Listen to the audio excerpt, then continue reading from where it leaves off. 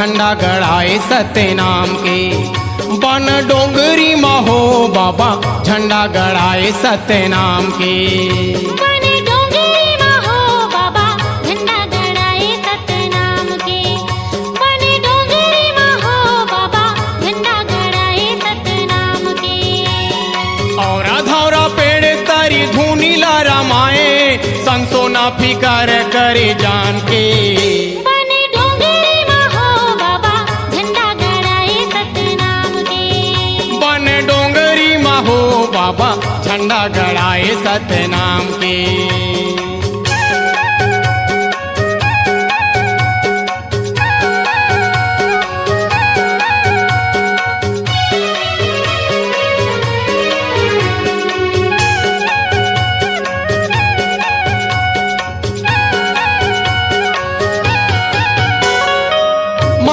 छोड़ चले घना डोंगरी माँ गुरु संगी साथी होगे भालू बाघेवा हो। नरसिंह रूप धरि तोला डरवावे घाटी सतपुर से बने ठगवा हो। माया मुँह छोड़ चले घना डोंगरी माँ गुरु संगी साथी होगे भालू बाघेवा हो।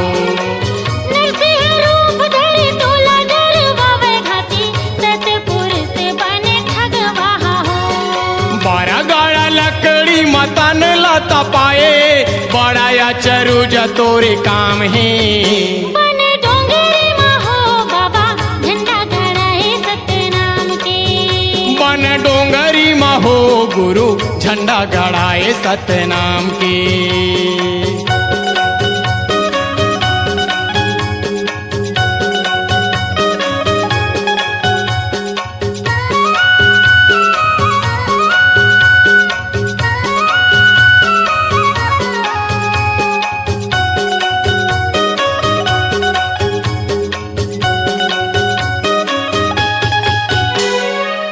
जंगल उजारत हवै कोना बनवासी कई के सोन खान राजा बालवाए हावै हो।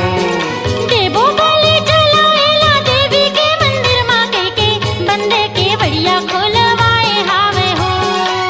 जंगल उजारत हवै कोने बनवासी कई के सोन खान राजा बालवाए हावै हो।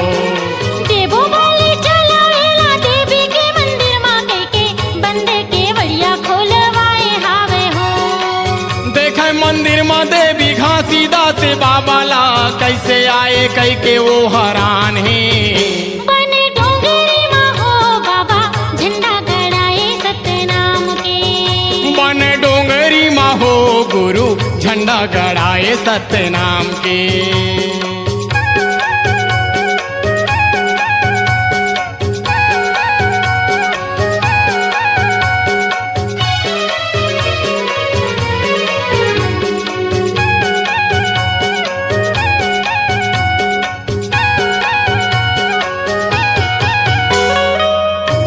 पहाड़ में बैठे काठी न तपस्या करे सबो संत जन ला जगाए बाबा हो।